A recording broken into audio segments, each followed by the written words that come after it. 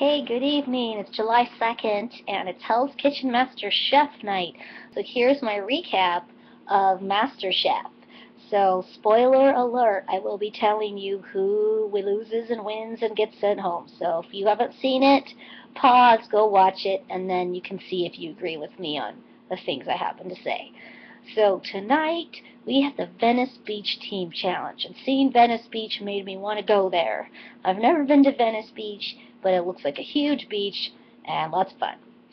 So the three chefs show up in their food trucks. Yay, food truck challenge!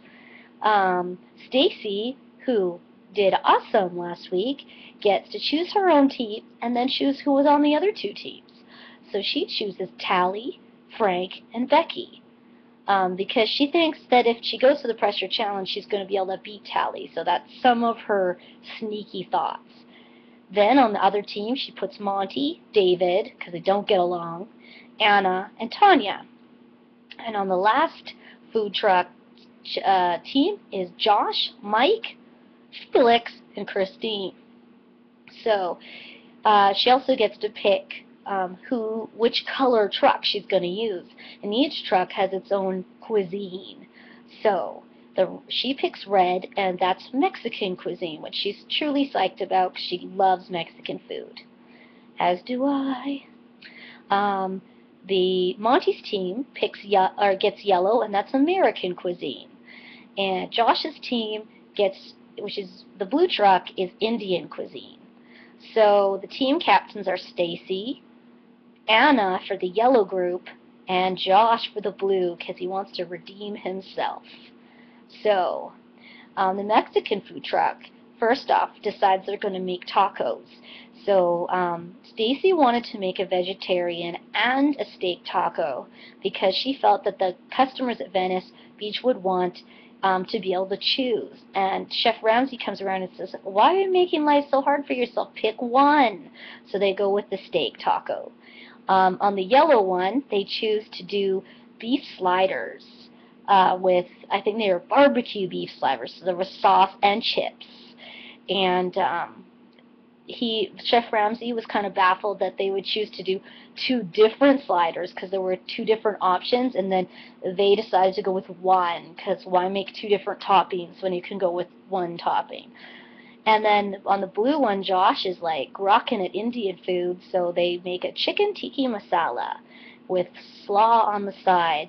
The chefs weren't too sure that the slaw was a good idea, but they went with it anyway. So they had 2 hours, I think it was 2 hours, maybe 3 hours, sorry. They had 90 minutes to prep and then a whack of time to sell them. All the money was going to go to Save the Children and the Boys and Girls Club, and each meal would cost $7.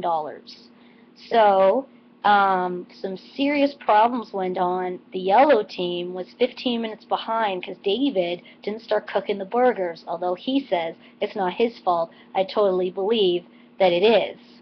He did not start cooking the burgers until the challenge was on, and then they were 15 minutes behind. Then there were some raw burgers, and Chef Ramsay was very upset about that. They went around and people said the same thing that the judges said. Weren't too sure on the slaw, but loved the Indian food.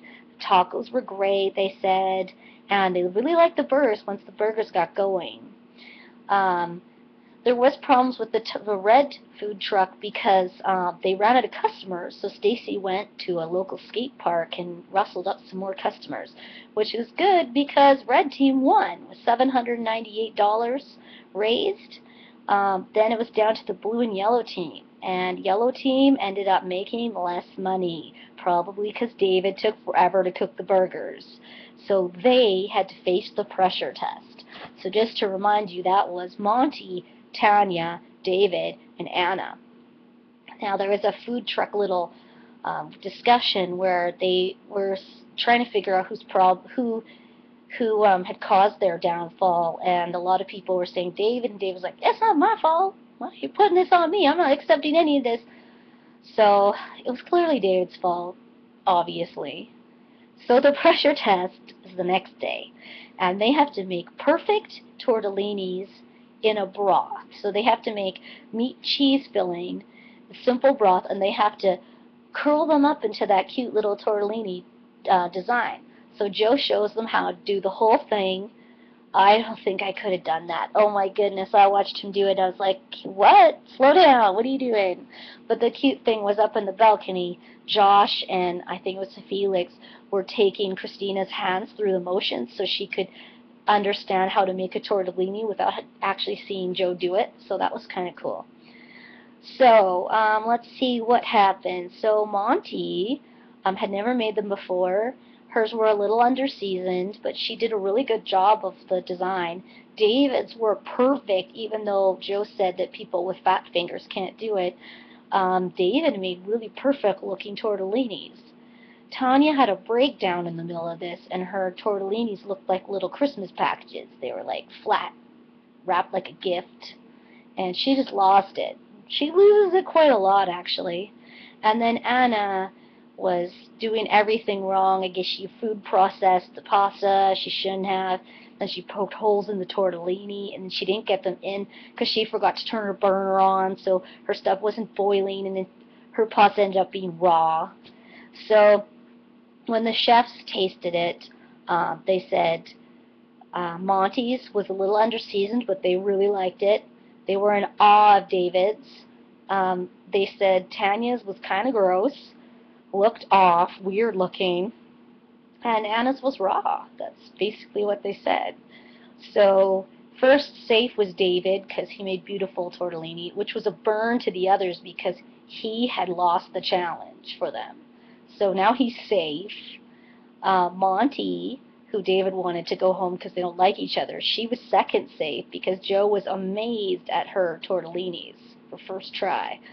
So it was down to Tanya and Anna in the bottom, and the judges chose Anna to go home, which was sad because Anna's such a nice person, but she took it really well and said that's not the last you see of her, but that's the end of her MasterChef journey. So tomorrow we'll have somebody's coming along to cook alongside them at the mystery box. I think it'll be Gordon, but we'll see. Maybe it'll be someone fascinating. Until then, have a good night.